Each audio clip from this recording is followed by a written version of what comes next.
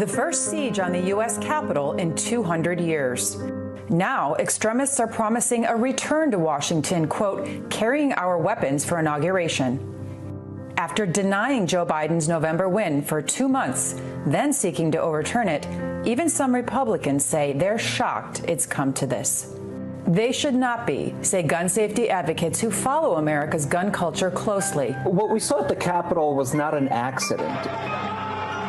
It was the result of decades of work by the NRA to use fear and the idea that people's survival was at stake if they didn't buy guns, if they didn't buy ammunition, and if they didn't fight politicians who proposed and supported gun reform. They've left the American people no peaceful way to resolve these grievances.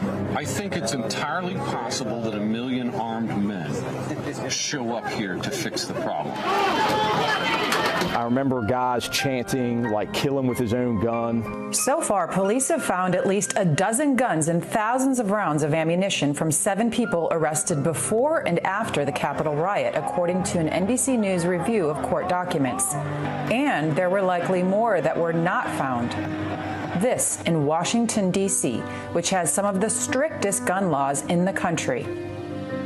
Don't tread on me flags, a symbol of gun rights advocates and sold on the NRA website, flying alongside Trump and American flags at the riot. The NRA has spent decades flirting with insurrectionists, with militia members. From the 1980s to days before the Oklahoma City bombing in 1995, when NRA leader Wayne LaPierre called law enforcement under President Bill Clinton jackbooted government thugs, the NRA has promoted the idea that Americans need to arm themselves, not just for hunting and self-defense, but to protect against a tyrannical government. In 1994, he published a book in which he wrote that Americans have the right to overturn their government by force if necessary. That couldn't be any more clear. I do object to Wayne LaPierre or any other individual representing that this is the view of 3.5 million members, because I don't believe that it is. But it's just an indicator of the direction that they want to take NRA toward the more militant. They want to use language that appeals to the more militant people, and that scares me. A 1995 Boston Globe article reported connections between former NRA board members and paramilitary groups, and militia ads ran in the NRA's magazine.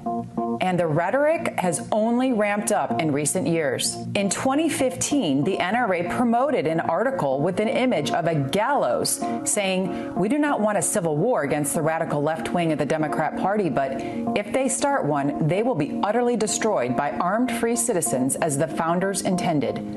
The image has since been removed from the article. Trump just poured the accelerant on an already burning fire, experts say. Hillary wants to essentially abolish the Second Amendment. By the way, and if she gets to pick her judges, nothing you can do, folks.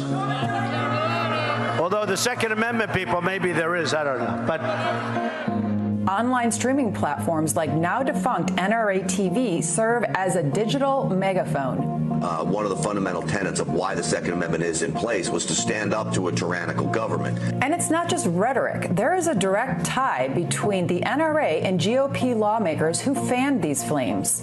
Of the 147 lawmakers who voted to overturn the will of the voters, 135 have taken NRA money, according to Volsky's gun control advocacy group, Guns Down America. I haven't seen the NRA directly address the January 6th insurrection. I haven't seen them express any kind of remorse for the 5 Americans who have died, including a police officer. We reached out to the NRA to ask them about their relative silence on the Capitol siege and their history with militia groups, and have not received a comment. But here is LaPierre in the days leading up to the election. Fight! Like your very right to survival is on the line in this national election. Fight with the same freedom-loving spirits our founding fathers fought with when they established the greatest nation on earth. And let history remember that when freedom was on the line, you were there. You fought back. You stood in the breach.